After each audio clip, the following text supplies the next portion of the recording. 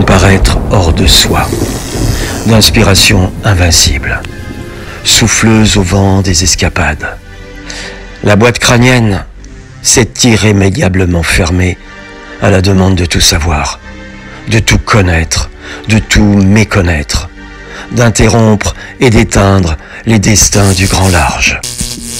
Présence édifiante du rire effarouché au cœur des ouragans.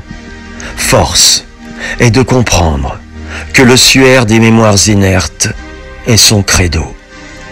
Je demande, oui je demande, un siècle de réflexion les pieds dans l'eau, pour que l'humanité des Lumières, porteuse héroïque du leurre, cesse d'aveugler son voisin. Je demande un siècle de rupture conjugale pour fécondation maladive.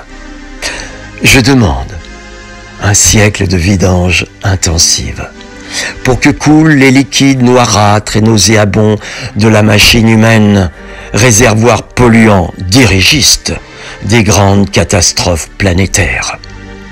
Je demande un siècle de silence, le plus silence soit-il, pour entendre, hors nostalgie, le chant des abeilles, le cri du corbeau, le meuglement des vaches et leur douleur, la complainte inédite du hanneton. Je demande en foin du dernier labour, un siècle d'humanité en jachère, pour cause de malformation. Comparaître hors de soi et tomber au champ d'honneur des métamorphoses, tel ce phénix outragé mais heureux qui disparaît dans ses cendres. Le calme de la dernière chance. Je ne cherche point l'immortalité humaine.